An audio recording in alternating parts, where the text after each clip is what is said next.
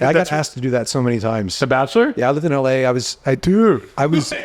asked me to be on Survivor, and that was one I considered. Would you go on that show?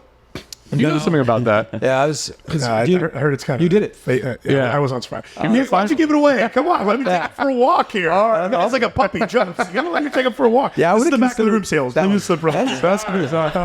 On this episode, I'm bringing in the legendary Eli Wilde, top salesperson for Tony Robbins, where we talk about, of course, sales, NLP, persuasion, and how you can grow a 9-figure empire. Check it out. So Robert Cialdini, he owns the word influence. I guess I'm number one.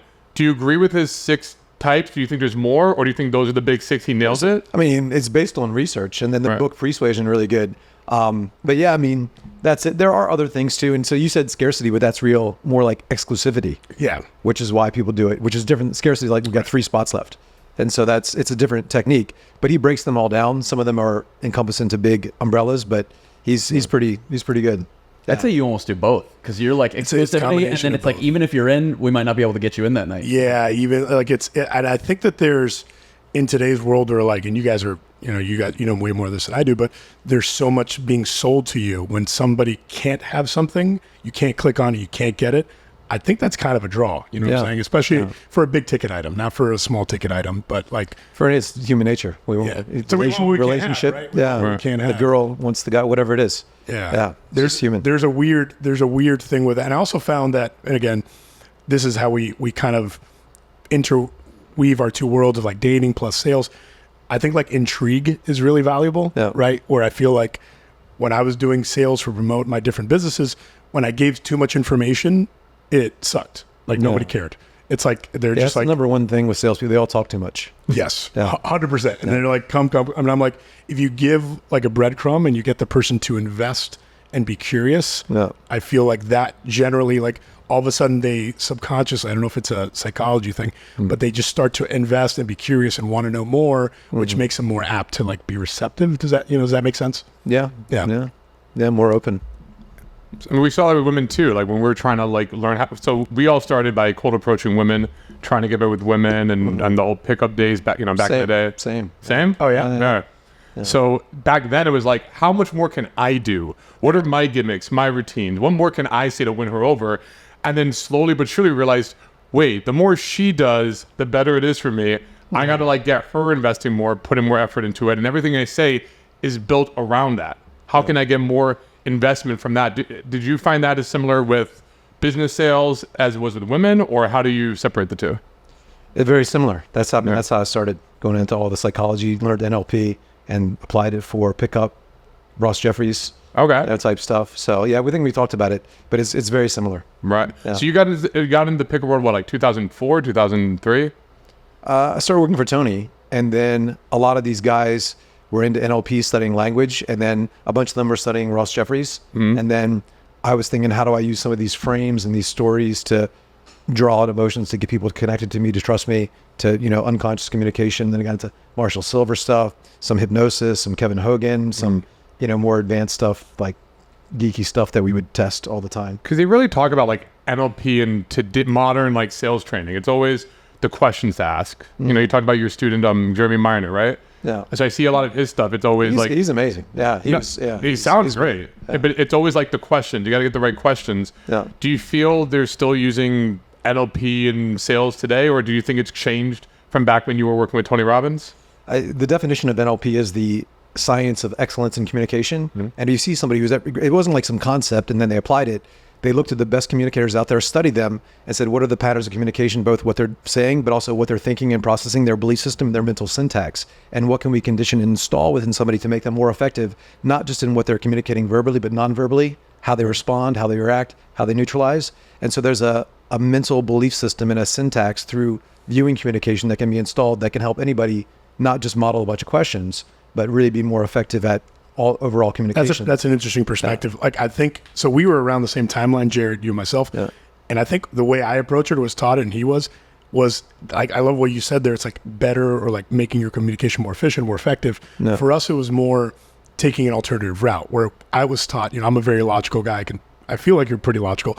It was more using feel-based language that influenced emotions over logical, rational thought, right? That to me, that was when I thought NLP. It's like make them feel, don't make them think. That's what. Are we going now? Are we filming? Yeah. Oh, we are. Oh yeah. Okay, I didn't know. Oh, awesome. I was like, we should probably save some of this. Yeah. Okay. No, we tried to hit the ground running. Okay. Yeah, we tried to hit the ground running. I just describe sales as a logical understanding of a very emotional process. And you've all heard this before. Sales are made emotionally justified logically.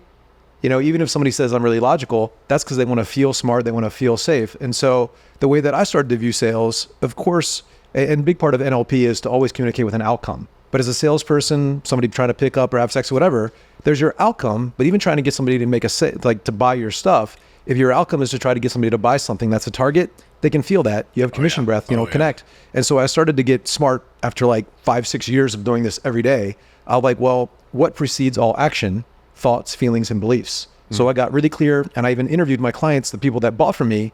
Well, when you bought, what were you thinking? What were you feeling? What were you believing? And then when people didn't buy, what were they thinking, feeling, believing about me, about themselves, about the possibility, about the offer? And so you can reverse engineer the states, the desired states of desire, of hunger, of push-pull, of challenge based on where somebody is to lead them to think and feel what you are, where you want them to go. But you got to be specific in those outcomes. And I'd say to people who are thinking this, if they're feeling this, if they're believing this, they're going to buy. But if they're thinking this, feeling this, believing this, they're not going to buy. I think that whole process starts before the call, though. This is why I think organic marketing, even a podcast like this, Reels, long form YouTube, whatever, is so important because those three things.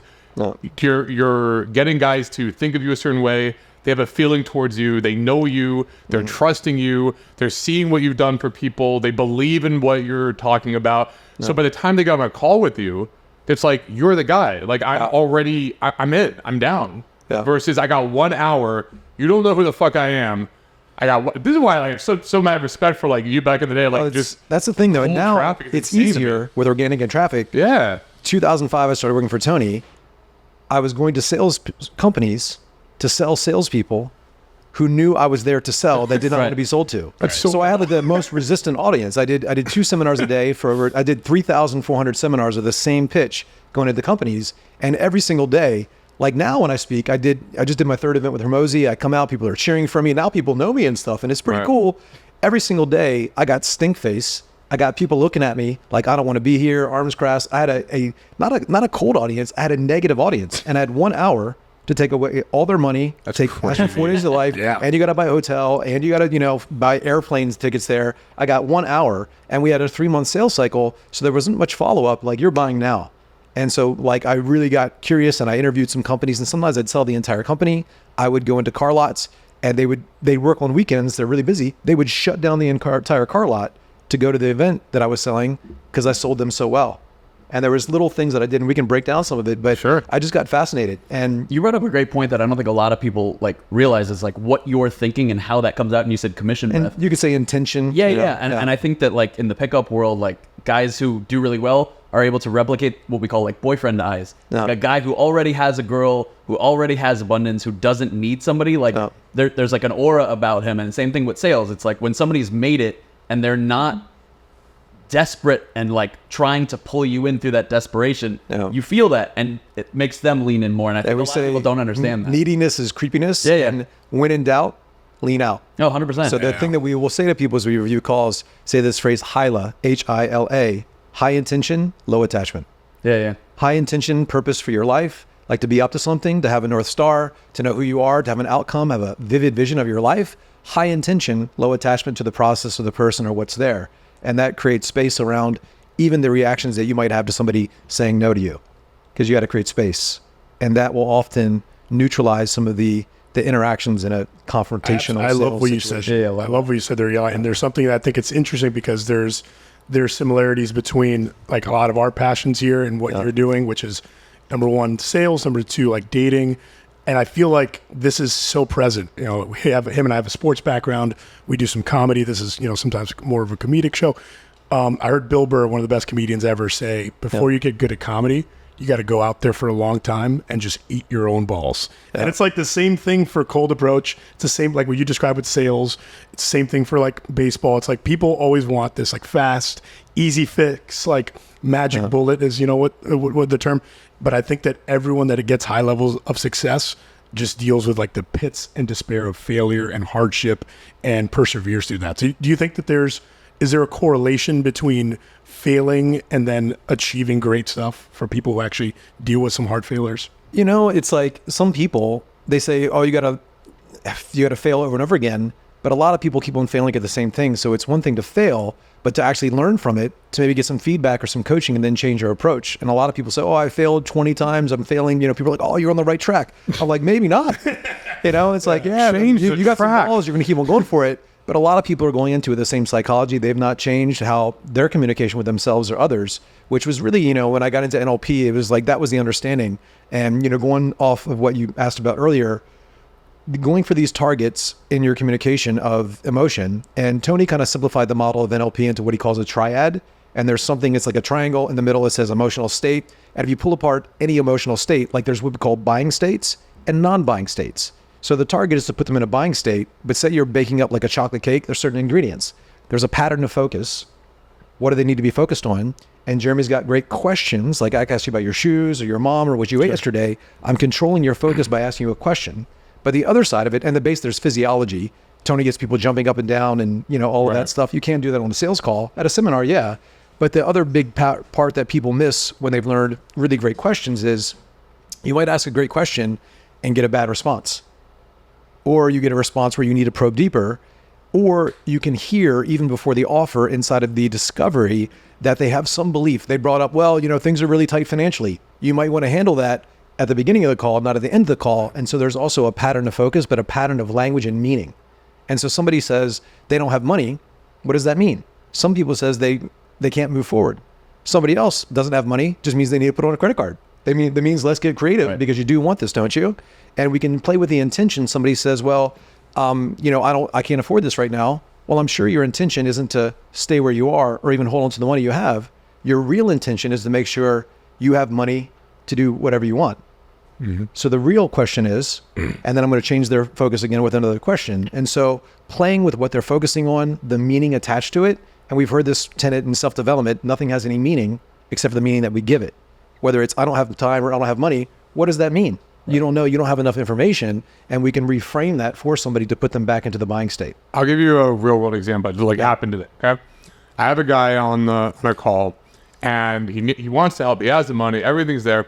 But he has it in his head, I need one-on-one coaching, only one-on-one. And I'm like, it's less effective. You get less time, you get less material, and it's going to be way more expensive. If you want to do that, we can do it, but I highly advise you not to. But some people have in their head, I just need one-on-one. I want like a therapist versus I want the best effective system overall. So let's say you get a guy like that, if he wants to work with you, but like, I just want one-on-one, but obviously can't afford real one-on-one prices, what would be your way around that kind of objection early on in the call? The classic thing that people do that's not really effective is the feel, felt, found, but it's a way of saying, yeah, I was in the same position. I thought that would be best for me, but can I share with you what really changed my life? Was being part of a community. And really, when I look back on it, I had this special snowflake syndrome where, you know, I'm an only child. I made everything about me. And that's what was actually pouring over into relationships. And now I'm like, how disgusting is it that I need to have all this special attention? But when I really learned how to up level by being around a community of like-minded people, that's what changed my life. And I'm not here to tell you, I can't be the one to tell you that's exactly what you need. By the way, when I say I can't be the one to tell you, I am, but I'm diffusing it. Right. I can't be the one to tell you that you need to level up your game or you need to have a supportive group. But if you really had that, what do you think it would do for you? And now he's going to start selling himself on that he needs that. Gotcha. Does it make sense? Yeah. I'm saying it in like double speed. I would have said it really slow. Right. Yeah. So I would have said it really slow if I was doing it. And what do you think? And little things, I might interrupt him because sometimes you can see in somebody's physiology if they're about to go right back into that pattern. Oh, before you even answer that. Oh, hey, John, I know what you're going to say is very important, but I really want to make sure I'm serving you. So is it okay if? So that's called the best interest frame. I interrupt you, but I can feel that something might not have landed. Would it be okay if I ask you a really powerful question because I really want to make sure that you walk away from here better off? Is that okay?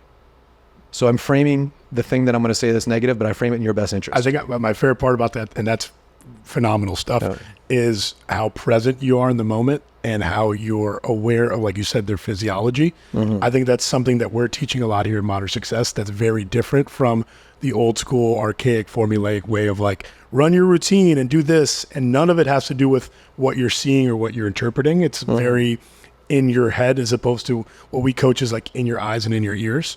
So as opposed to thinking about what I'm going to say next, I'm going to see who I'm talking to, see how they're reacting, see how they're, and like you're two things I loved about that were your cadence. You're aware that in this moment, you got to slow the cadence down a little bit. In a real situation, be even more pausing. As we always say, it's the spaces between the notes that creates the music. Otherwise, just all noise. Right. And so how do I slow somebody down? Also, as I'm taking control of the conversation, say they get on there talking all fast and we're connecting here, and I'll say, and I might be there with them, so we're having rapport, matching a mirror, and then I'll start to slow things down and I'll see if they follow. Or I might start purposely interrupting them. But if you interrupt somebody in a personal conversation, or especially on a sales call, if you interrupt somebody and say something about yourself, that's rude. Oh, but if I interrupt you and I make it about you, you know, I think you said, if I could just interject, I think you said something really powerful there. And I don't even know if you realized the wisdom of what you just said. And I take it back to you, shows that I was listening. I repeat it back to you. And I'd like to explore that. Would it be okay if I asked you? And then I'm going to ask you. So I'm going to purposely slow them down. And some people just, they got their thing. I want one-on-one coaching. So I got to keep on just slowing them down, interrupting the pattern. Also, I'm creating compliance. There's physical compliance. Hey, can you write this down? Can you grab this for me? Verbal compliance, where I get you saying what I want you to say. At a seminar, say yes. Say that's me. Say, are you with me? Say I'm with you. Yes. And then there's mental compliance. And that's where I begin to shift somebody's thoughts and feelings. And I might even just start telling them explicitly what I want them to think about. Even now. Man, how do you know you have mental compliance though? Well, even now as you're listening to me, you might be able to think about some areas where you're not communicating as good as you could. And I'm sure they're great, but have you ever had a sales? So I said, you might begin to think about. Right. And I said the word might as a softener. Here's what you need to think about. You might be, as I'm like, shit, am I? And the first thing I said was a pacing statement. Even now, as you're listening to me, and you're compliant with that because you're listening to me, you might begin to think about. And as you really think about what it means to sell, and if you think about that client, I'm telling you what to think about right now. Right. And if I keep on doing that in a conversation long enough time, and it's rewarding for your nervous system, and I acknowledge you for it, like they say, it's conditioning, but what gets rewarded gets repeated. And that's a great answer. And I acknowledge you, and I make you feel good for answering my question. People are going to start doing it more unconsciously. So I'm conditioning them to be responsive to me, whether it's an audience or one-on-one. What I'm noticing a lot about your style, how it's an indirect way, but you still maintain control. So you're not like directly saying anything to the person. Mm-hmm. You'll use a story. You'll use an anecdote about somebody else, but it makes them... So I think you have a saying like, there's some guys, I don't want to call them like hard-headed or anything. Yeah. But that's you. Like, I'm like, I don't want you to be hard-headed. So I'm letting you know this. Yeah. But I'm not going to say you're hard-headed. There's other guys, and they fill in the dots a lot. It's interesting. John, I'm just happy we're connecting. I got off the phone with a call with a guy like 20 minutes ago. He was so closed off, like had all these one-word answers. And we all just know that's from fear. Right. You just know people like that are never going to be successful. Anyway, happy I'm connected with you. So I link people that are shut down are never going to be successful. And we all know that. You're just setting them up, yeah. And we all know that. I wish I could use that on women. That's women who use LOLs in text messages. They're never going to find a boyfriend or anything. These girls who want to do emojis or LOLs. I don't want to call them, lost causes. But so would you use this when you're meeting a girl too? Like, how did that work in the dating world? In the dating, it depends on the context. But so you met a girl at a bar or whatever, and you want to make sure she's replying, she's going to text you and not flake you or ghost you, because that's like modern dating today, right? A lot of people get ghosted by girls or not, super responsive in texting. What are some stuff guys listening can use when they meet the girl to try to like prevent that from happening? Well, it's like, and this is textbook NLP labeling, and I know Chris Voss teaches as well. One of the things I like about you is you're so attentive, so responsive. You'd be surprised how many people out there, they'll look at their phone and they don't respond for like 4 hours. Who doesn't look at their phone for 4 hours? And they act like they're so busy. But oftentimes those people are just so afraid to be present. And I get a whole different experience from you. I'm looking forward to having more of this. So it's a label. You're present. You're not like those other people. I can tell there's something special about you. So some of it's in the tone. Also, with all this, especially pickup, if you can be playful and warm and certain. And so there's a tonality there. It's like firm. And then you guys probably know Tony Robbins was my one-on-one mentor. And I lived with his son for about 2.5 years, and I did well. And I had all these questions for Tony, and I would ask Jarek, or Scott Humphrey, his brother-in-law, hey, can you ask Tony this? And he had all these beautiful responses. And Tony taught me this one thing. He ended up taking me and another guy to Vegas. We did like a boys' day, fight training with the Navy SEALs, shot machine guns, had dinner at a private restaurant, like hidden underneath the wind. It was just epic. And he wanted us to learn this one thing called posturing. I'm gonna explain it in a minute. But when he taught me this, by the way, I'm explaining it. That's called an open. Oh yeah. And right now, I could have just said the thing. I'm pre-framing the thing. This thing that he taught me literally doubled my sales overnight. It is so powerful. So I'm pre-framing the thing. I'm building desire for the thing before I give you the thing. And Tony said the frame around the thing is even more important than the thing. So we call it the POV, the perception of value. So because you could drop gold on a podcast or in a relationship, you could be valuable, but the perception of the value. So we've got a frame around that. And then looking for some of the resistance. Do you do that before you drop something? You're always like, do I have enough POV around this thing? So a classic one that I do, like in a webinar, like I say I want to teach something, or say you've got some content that you're going to teach, sure. And you could teach it. But here's what I might say. So I'm going to say it quick, and then I'm going to break it down. I'm going to do 5 things in about 8 seconds. Let's go. What every sales course has failed to mention is what I'm about to share with you. And the reason nobody else shares this is because 1, most of them don't know it, or 2, they know it, but they don't want you to know it. This literally took me $100,000 worth of my own money and 10 years to figure out. However, it is so crucial. I know you can't survive without it, so I want to give it to you right now. So first thing I did was category of 1. So I'm putting myself in a unique spot because every other speaker training, every other sales trainer has failed to mention what I'm about to share with you. Bastards. So that means you can't get it anywhere else. Right. And then I give you a reason why to reinforce it. And the reason why they don't is because 1, they don't know it, so they're dumb. Or 2, they know it, but they don't want you to know it. They're unethical. This took me 10 years to figure out and $100,000. So time and money, perception of value attached to the thing. However, I know you can't survive without it. So I'm going to give it to you, reciprocity right now. Oh, and you're basically setting them up. You're saying, I'm saving you $100,000 and I'm saving you this 10 years. Don't even bother looking elsewhere because I've looked, searched, and it's here for me right now. I don't even know what you're going to say, but I'm like, yes. Yeah, no, I love that. And he's undercut the competition. I don't know what it is, but give it to me. So Temple's got a lot of these frames. I've taught him some, and he's created his bunch. But whether it's deframing or pre-framing or reframing something, it's the frame around it. And that's one of the things that Tony, when he approached me that day, he said, the frame around the thing is more important than anything. It's shifting their perception around their own self-imposed limitation, what it means. Oh, because this happened to me when I was young. What if that was happening for you, not to you? That's the classic one that you hear all the time. But if people really buy into that frame and you reinforce it enough and they buy into it, it changes the perception of their problems, of their past, or their relationship, or their being, or, because somebody even on a sales call can have somebody give them one objection and they make it mean, I'm bad at sales, I'm dumb, I'm worthless, God's punishing me, it's a sign that I shouldn't be in sales. Doesn't mean any of that. Human beings are meaning-making machines. And so as we're selling or influencing, we need to be explicit in the outcomes of what we want it to mean for people. Like, even if I call somebody out and I'm saying like, hey, you're being a douche. I've said something like that to people and they're like, man, thank you.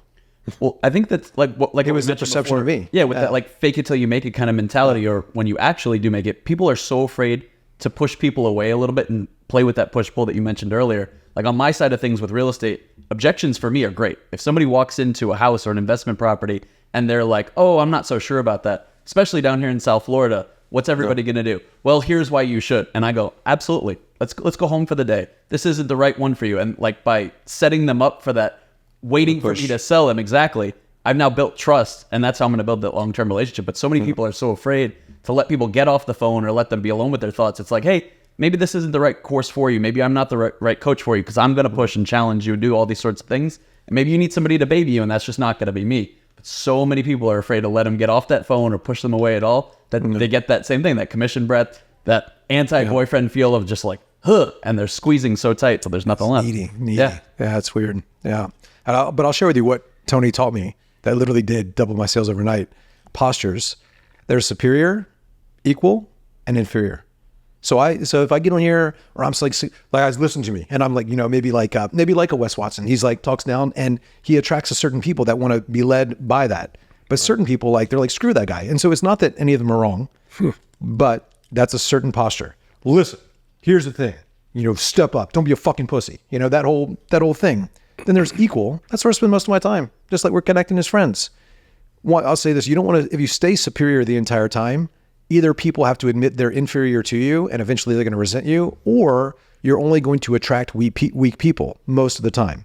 So superior, you don't want to get stuck there. Equal is where I spend most of my time. But if you only stay connected as a friend with your clients or prospects, hey, I'll pay you later. Hey, can you give me a discount? Right. So you don't want to get stuck there. Right. And then there's inferior. Oh my God, guys, I can't even believe I'm here. Like wow, I'm so nervous. I'm buying into an inferior frame for you. And so what is the best way? It's not or the best one. It's to be able to use all of them simultaneously based on sensory acuity, acute sensitivity to what's happening, where I can lead in, where I can make you feel empowered. When would you use inferior in a sale? So oftentimes in the way that Tony taught to me, kind of like, well, you all heard of Bruce Lee, be like water. So Bruce Lee, know that every reaction creates a reaction. So if I throw a punch at you, what do you want to do? You want to throw a punch back. If I throw a punch at you verbally, even for a second, guys, listen. This is strong. So guys, listen. So I say you keep on talking and I interrupt you. Listen, what I respect and admire about you so much, like I'm so humbled by like who you are as a man. I just went there. So here's what happens. Sounds like really quick. Listen, the great thing about you is, and what I respect so much is that you really want to share people. And I think you're a lot like me, equal. We all want to do big things in the world. But deep down, I think we get to a point, and the reason you're here is you know how something has to change. So I went superior, inferior, equal, and then I redirected you with a superior, and it was a command. And then I'm going to ask you a question, and that's going to redirect your focus. Or I might take you deeper into the meaning behind what you said that might have been a limiting buying belief. My equals with Albert, he goes, listen, your big head doesn't match these shoes that you're wearing.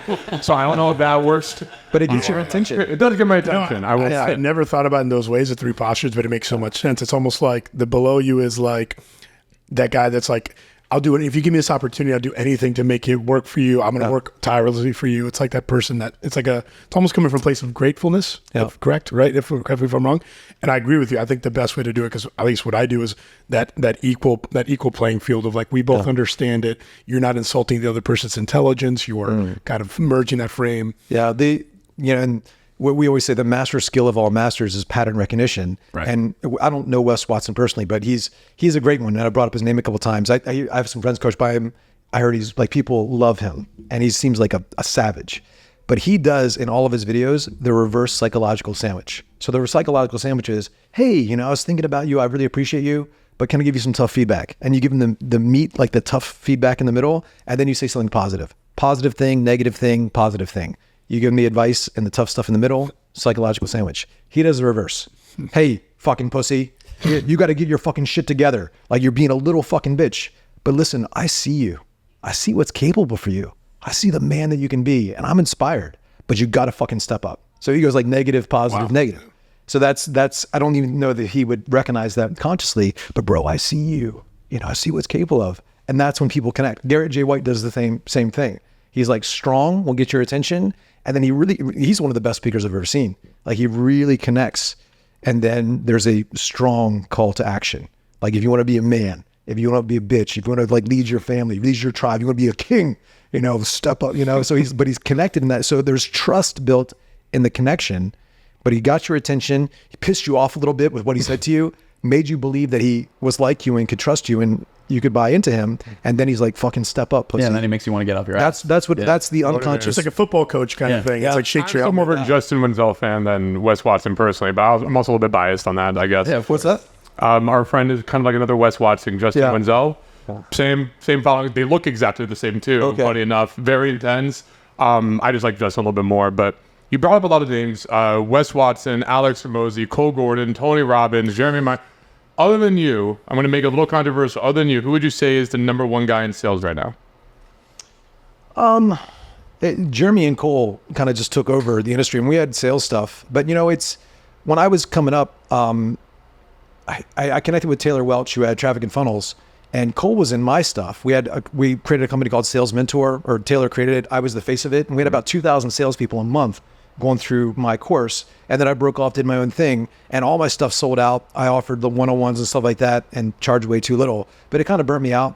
And I like the speaking thing, but all around, I did an event with Jordan Belfort, a couple years ago. And I mentioned it sometimes. I'm like, when I mentioned it to an audience, I'm like, who do you think sold more, me or Jordan? really. And I'm like, I'm only telling the story for a reason. I killed him, but he's brilliant. But there's certain things that I do. You had a crooked line persuasion. And I'm more on the speaking side. But it's like whether it was Jordan or Jeremy or Cole, hopefully they would say the same thing I'm about to say. I wouldn't bet against me. If it given down to it, I'm going to bet on me because I believe in me, and that's that's 80% of it right there. And I know they would say they're better than me too, but also it's in a context. Jeremy's very corporate.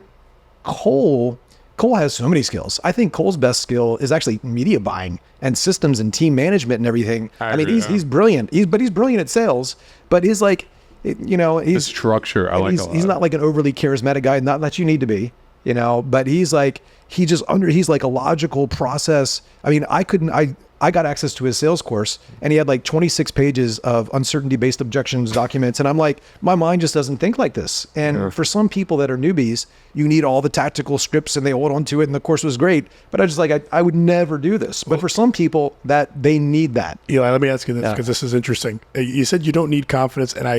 And you also mentioned something about pattern. You said one of the best things is pattern recognition or pattern. The master skill of all patterns, master skill of all masters is pattern recognition. Whether it's a poker player, whether it's Michael Jordan, when he jukes right, he's going to go this way, recognizing patterns within yourself and then other people. So pattern recognition, pattern utilization, pattern creation. So recognizing patterns within you about what this chess move means, looking 12 moves ahead, recognizing the pattern, okay, they're doing that strategy. How do I utilize a new pattern on top of them, redirect them, and then create patterns in the moment? That's what masters go through. Right. I couldn't agree with you more. It's utilization. Right. And it would be calibrating to the patterns you're identifying, right? So you see what's happening. Yeah, sensory acuity and behavioral flexibility. Correct. Yeah. So it's interesting because I knew of you and he had spoken. We were ready to talk, but I didn't know who you were. And as we're entering the building, I saw you from afar. I'm like, I feel like that's the guy. Yeah. Like you had like the eye test on what I'm hearing. And I also feel like from a pattern standpoint, the guys that he mentioned in that list, they all kind of have like almost like a feel to them. And I'm not sure if it's a confidence thing. You also mentioned the word charisma. Do you think there's an element of inherent confidence, charisma, that it factor to be really successful at sales? Like, is it, or somebody who's not inherently confident, can they achieve that? Can they be really good? Because we get this question a lot of time with dating. No. They're like, hey, this guy's only good with girls because he was always good with girls. No. And we see that a lot of times. Exhibit A, Exhibit B, right? Guys that didn't have charisma or confidence. I mean, I bought into this self-development thing. I think there's the power and the potential and the unlimited potential. We all have who we are. And then like who we are isn't where we are. We have patterns of behavior. And some people, like if you're 400 pounds, more time in the gym. Right. Really bad at sales, really bad communicator. For me, I was voted the quietest kid in school, big gap in my teeth. I was like super shy, super insecure. I was super quiet, but I saw people and I had all the friends that were like the good looking guys that could bang any girl, anything like that. And I was like, man, what is it with me? And I thought there was something wrong with me. And then once I got my first sales job selling dental products to the phone, and I had fixed the gap in my teeth and I looked good. I was modeling. I was cast to be the biggest movie of the year.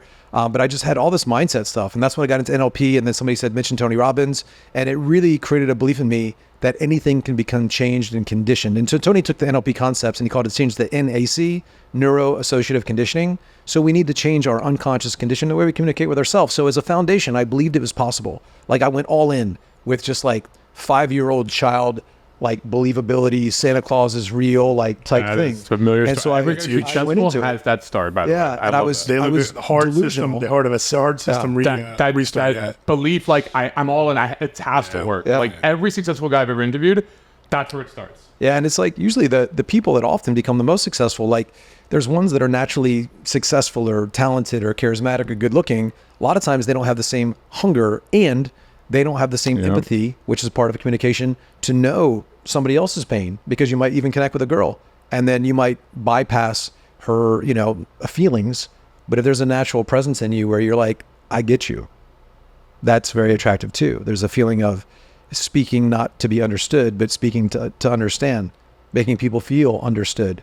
It's one thing to know where somebody's going, but to make them, it's one thing to understand, but it's another thing to make somebody feel understood. Like not like, oh yeah, I hear this all the time. To make somebody feel understood and appreciated, I think that comes from an experience of also having pain And that's how part of your pain can become your power. Use that in relationships, like with your girlfriend. Be like, I understand. You're feeling understood. She goes, don't tell me another fucking story like that again. I know what you're doing, Eli. I see what's happening. Like, do you feel like that's good, like relationship skills? Because for me and my girl, that's huge. Oh yeah, I was like, I understand why you would want to eat here, but we're going right. I think the number one thing to have in relationships is appreciation when things are going well, and then if things are struggling, understanding. And sometimes when I'm fighting my relationship, the first thing I got to do is like shut the fuck up, stop trying to be right, and let me understand her side first, because I can only navigate it if I completely empathize and understand her side. Yeah. Do you feel this useful within the relationships? And if so, like, how do you get depends on the relationship too, and what your investment in that person is. Because sometimes two people you don't understand, but they're just trying to get attention. And it's like, hey, I see the game you're playing. Like this is my standard. Like I don't play this. There's a boundary here. I see how you're trying to psychologically manipulate the night to get yourself more attention. I'll give you some attention, but if this isn't going to be an all the time type thing. Like this isn't serving you or me. And so there has to be some strong boundaries around the appreciation and understanding. But depending on how long, like say somebody's in your sales funnel or in the sales funnel of the relationship, being here's where they buy, here's where you get married. In this funnel, like in this relationship funnel, there are some places where, there's gonna be a firewall or you need to opt out. Like you're not bringing all this drama to my team in a company. You're not hitting up my customer service support every 2 seconds with some new thing about something, whatever. But, this can't be a pattern because some women. So much of it comes back to the willingness to walk away. Yeah. The willingness to walk away. And whether it's a client, like, hey, not everybody has the privilege of paying me. And not as in a relationship, not everybody has the privilege to be with me. Because here in this game, if we're going to spend our lives together, even for an hour, like I'll never get this hour back. I want it to be valuable for me, but also for you.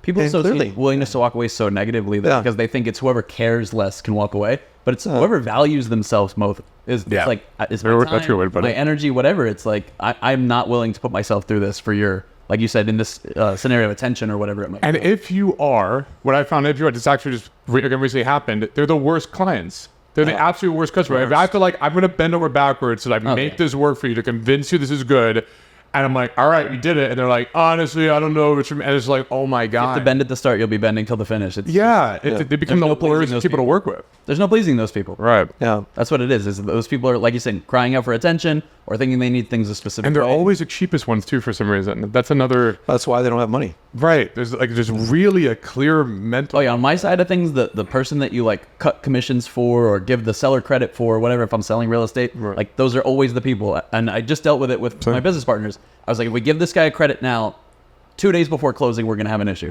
Sure as shit. We had an issue when we were selling a building. It just always works that way. Yeah. If you start to give concessions early, you're going to give concessions late. That I see it again and again with pretty much all around the biz op opportunities, the dating ones. You want the people who I like what you said. I really go back to what you said. Like I'm all in, blind faith. I got the dream. Nothing's gonna stop me. Like those are the guys I am excited to work with. When I get on a call, an onboarding call, and they're like, "Hey man, I'm all in. I'm really got to get this area down." They've got the pain. They've got the desire. And they're like pretty, decently well adjusted. I see the potential. I get excited because I'm like, I know how far you can come now. I see all those signs of you're the type of guy I really want to work with because I've been around so many successful people and seen like you've got what it takes. On your side, you do sales. You're more like on stage sales, correct? Yeah, we have all the sales training stuff, and then I just the last event I spoke at was Gym Launch. I spoke after Hermosi, and I come into a lot of these bigger events. And I do what's called a repitch. Like somebody will, like I coach Kale for the last year, who took over Hermosi's company. He did the pitch, helped him on it, and then I come on at a big stage, and I'll do a repitch, which is why I resell the same offer, and I'll pull the same offer that was previously sold by like Hermosi, for instance. And I'll pull like an extra $1 million out of the room every time I do it, and I'll get like a percentage of that repitch in the same offer. And so, but yeah, we gave a lot to Kale, and is awesome, and mentioned to him. Because Hermosi, he's so busy and he's not really in the company. So we said, but look at your sales stuff. So we just hired they just hired us on. So now Hermosi's company, Jim, they're a one-on-one client of ours where we're training their salespeople. So they're taking out Alex's stuff and putting in our stuff. Nice. Which is interesting. And I mean, I have huge respect for Alex. I've learned so much from him. He's the current GOAT. When I talked to him, I was like even if Tony Robbins has a video on YouTube, he'll get like, there are 50,000 views, but Alex gets like 1 million in a day. So I have massive respect for him, but he's so busy with everything. So we took them on as a client. And, you know, we'll do, you know, it's high 5 figures or, you know, sometimes multi 6 figures to work with us. And so we can do it, but I'm putting my time into somebody else's business. And so sales isn't where I really want to go. I think, you know, I mean, obviously I'm a big fan of Cole. It's different. Big fan of Jeremy. It's different. I mean, they're some of my best friends. I've gone through their stuff. They've gone through my stuff, but it's just like, is that what I want to do? So we pivoted quite a bit because when I worked for Tony, it was speaking, but I also had to get good at the phone because not everybody bought, and I would follow up with companies and stuff and get contracts. So I had to learn both skills, but I love speaking. So we're leaning more into it. But the different thing about our speaking offer versus other speaking offers is we'll say, look, here's how you put together your talk. Here's how you sell. Here's how you put together your event. But also a lot of the sales are made at the back of the room. Here's where your people are dropping the ball on the 2-yard line. Here's what you need to do. And there's certain things that I do from the front of the room that help the sell at the back of the room to, even if they don't buy the spot. Like there's certain points that I leverage in the way that we teach that create that connection, or even over the phone call. It's like there's a system, and I learned it from Tony, you know, but Tony's it's a beast, and they do a lot of it at the events. And so I did, you know, I worked for him from 2005 up to, I spoke at Tony's virtual event.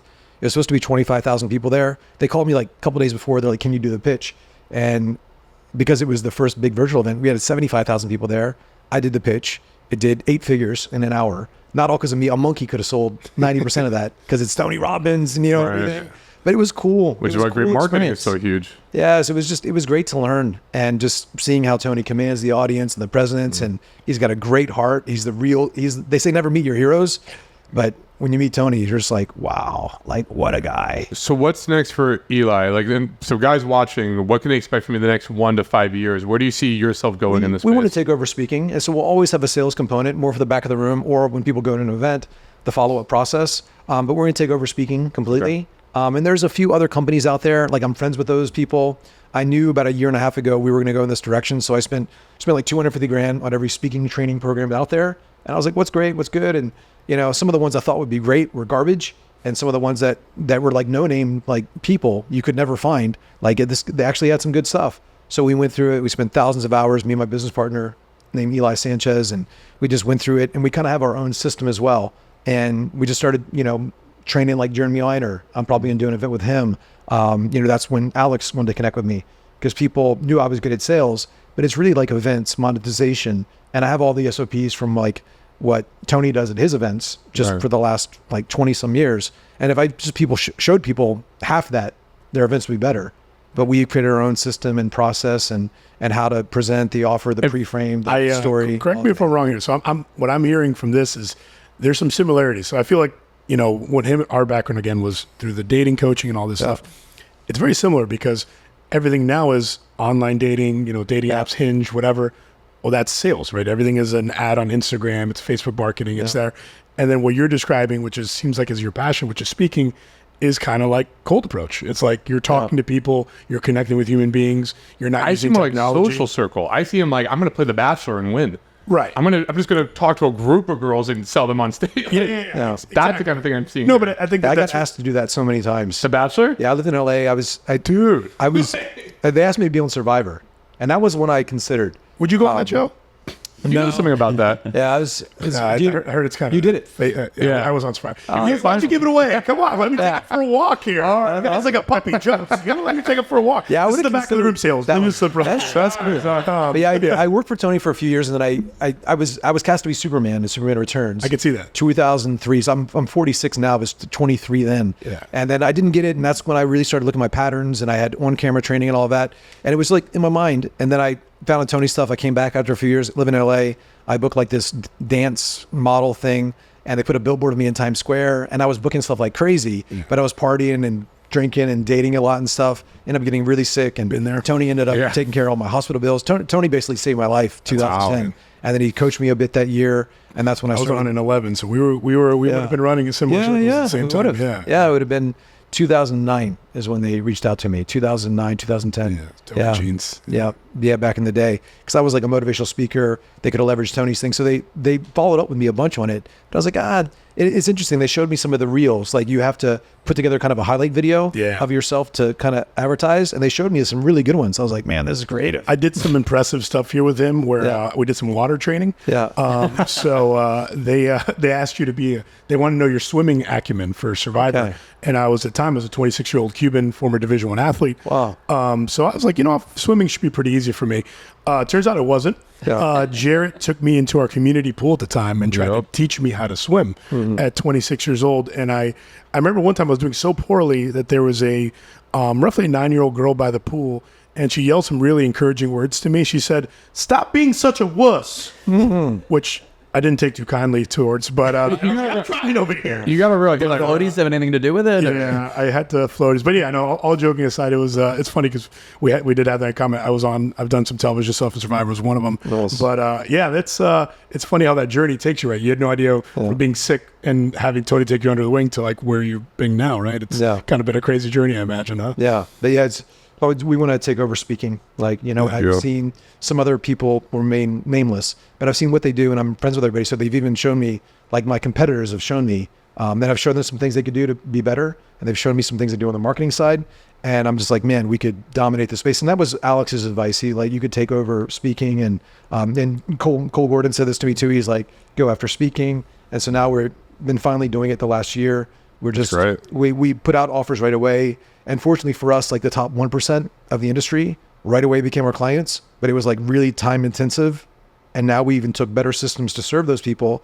And we're doing like low ticket, like 2K, 10K products instead of like 50 or 100 grand, where it's like all me. I have to come to the event. I'm just like all the stuff, like say we just did 3 million at this event. We did 2 million at this event. I put an extra $1 million at this event. Here's everything that we did. It's $2,000. There you go. Right. Or here's like the syntax of what we did. Here's a video of me breaking it down. It's free. It's a lead bagged it. And so that's our lead in value for it. And then it's like, hey, if you want some help with this and some coaching, then we got this other stuff. And so I think there's nobody out there that's done 9 figures, personally, not as a company. Like I'm one person did 9 figures. Are you coaching people like your groups right now, or are you just working with them like for their events and teaching their, like Alex's team you're doing, or do you have? We're doing like sales training for them. But yeah, Kale, who took over the company, CEO, we worked together, off and on for the last year. We signed up for a year with me, and then we really wanted him to master his pitch, and he was so he killed it. It was such a good pitch. He's such a fast learner, and a lot of the people I work with one-on-one, I'm like, I feel so humbled that they would even ask me for advice, because they're like such amazing people and up to big things in the world, and I have so much respect for them. And then I'll take the time, like I'll watch them present, or we'll put together their talk, even their offer, and they do it on Zoom, and we watch them do it. So they practice like several times. Okay, that didn't make sense. Say it, we'll rewrite that. Do it again. You're not present. Too much arm contact. Didn't, whatever. We'll just do it a bunch of times, because especially like people spend all this money on marketing and events, and they spend 250 grand on the room and the AV and all of that, and then people go to do their pitch. I'm like, this is the one opportunity you have to make money, and they're doing their slides the night before. I'm like, what are you doing? Jeez. Like you got to practice this thing. You wouldn't believe how many people like 2 days before they've not done their slides, they're not sure about their offer. I'm like, this is like you just spent millions on this event. Like this is where you make the money. Right. Yeah. And if you don't nail that, it's like it's not good. And if the back of the team isn't trained, or if you don't have a follow-up process on the phone, if people didn't buy, like something there, you're losing out. So most of the people out there, I can't say all of them, but most of them, we could double their revenue off of events because they're just kind of winging it. And I'm like, yeah, you need to present, like you need to do your entire pitch to me face-to-face or Zoom. Like do the entire thing right now. They're like, it's an hour. I'm like, do it. Like you need to be able to do it so well that you can't get it wrong. This is your income, I'm like, and I'm gonna give you feedback. We're just generating investment, right? Because if they're on an hour for you, now they're going to probably buy after you give them their feedback, right? Yeah. Well, usually at that point at that point they've already invested. Okay. They're already if I'm going to take that time and we do it over and over again. I mean, it's like that's value. You're providing real value. I mean, it's excellent. I mean, it's at least a dozen hours of my time to write, to break down, to give feedback. That is kind of what I've noticed when you're saying this stuff off the cuff, right? It sounds like boom, boom, boom. You could say this, you could say that. You're rattling it, your behavioral patterns, blah, blah. one of the things I'm thinking about is, Jesus, how much drilling have you done behind the scenes? How many times have you said it over and over to get it down, the tonality, the right wording? Like, there has to be so much practice behind the scenes that people don't realize. We just did launch like a NLP 3.0. And so I read all these books on NLP. And when I was asking Tony about some of the things that I watched him do in interventions, he mentioned this one word to me and I interrupted. And I was like, what do you mean by that word? And he said this word, mind riff. He's like, you got to riff on it. And then whether it's a language pattern based on NLP, it's even so somebody says, I don't have money. Well, I'm sure your intention isn't that. Your real intention is this. So isn't it more important when you look at the most successful people? These are all frames. So would it be okay? Permission. So each question, each sentence over and over again, over and over again, over and over again, changing and, the tonality, or I might be firm, but also I'm practicing where I can feel into the person. How much, if I'm speaking to a bunch of like 19-year-old boys and they're just like, oh, this is amazing. I'm like, look, but if I go in with that same energy to a bunch of 60-year-old guys worth 50 million each, hey guys, you need to step up. They're going to screw you. So also like feeling into the moment. And even when you watch, say, Tony Robbins, the first few hours, like how many are with me? Say yes. And then by the last day, how many do you follow? And he's being commanding. So he's ramping people up, but he's had those emotional investments where he's made emotional deposits into them, where he's built trust. And the ultimate form of leadership is when people trust you enough to do whatever you tell them. And there's things that Tony said to me, like if you only saw that soundbite, there's things that I've said to people. Like if you took a soundbite of one of our coaching calls, you'd be like, Eli's the biggest douchebag in the world because he said that to the person. But the person, based on when I said it in the relationship, would like, man, that was exactly what I needed to hear in that moment. And so some of it's the language, some of it's riffing, some of it's making a lot of mistakes. But, I did 2 seminars a day for, 10 years. And so you get a lot of reps. And for my talks, it's always in Orlando, it seems. I feel like you're always doing... They do a lot of events there. Yeah. They do a lot of events there. So yeah, a lot in Orlando. I'm going to be in Nashville, Scottsdale. And you have a big event coming up this month, I believe, right? Yeah, June 15th, 16th. We do like a, speaker kind of boot camp thing. We did a online thing, we did like a lower ticket thing where people could just, come to the event and it was relatively low cost. So we're going to do a big one and film it. And then we'll do another really big one, film it. And that'll be part of our content strategy. I love that. And then there'll be how would guys get access to this event? They can hit me up on social media. It's Eli Wilde. Instagram is Eli Wilde _sales. And then Eli Wilde on Facebook as well. But yeah, we're gonna be doing a bunch of these events. My buddy Taylor Welch, you might know, he was Cole's mentor, and so we're doing an event in September called SalesCon. We're having like 1,000 salespeople there. Matt Ryder, who was partners with Jeremy Miner, he's there. Dean Corza, this guy named Sean Ray, Will Hinkinson. But there are people that are awesome. Jeremy Miner's doing an event. I think I would be the MC and I'll do the pitch for him in a couple months. And so when people come to my event, though, I'm like, here's how we make money. Like here's all the behind the scenes for like people doing 8-figure paydays. Do you feel that's tough with your event? Because you're telling them, this is how we make the money. By the way, we're doing this to you right now. Or do you feel like that doesn't matter? That's the interesting thing, and so I said sales is a logical understanding of a emotional thing. Right. I said, look, I'm going to do some things to you that you've never seen. I'm going to hypnotize you. I'm going to do all these things to you. And every once in a while, I'm going to pause and show you what I did to you that you weren't even aware, based on the framing. And so your right brain is going to be feeling it, but your left brain is going to be trying to figure it out. I said, just take the journey. And so that's a frame of creating trust. I'm going to show you, but also be impossible to show you everything. I'm going to give you an experience of that now just so you can see it. And if you are somebody that really wants to master this and really wants to help more people, by the way, who wants to help more people? Well, then there'll be an offer at the end where I can show you how we'll give you everything and you can then do it on your own. But more on that later. Open loop, but also commitment, push away, this, that. I'm building trust with all of it. What I'm taking from it is you're showing them the magic behind the scenes, but it's only like 10% of what they can get at There's people that are really good at doing it. There's people that are pretty good at teaching it. But I'm like, I'm going to do it to you.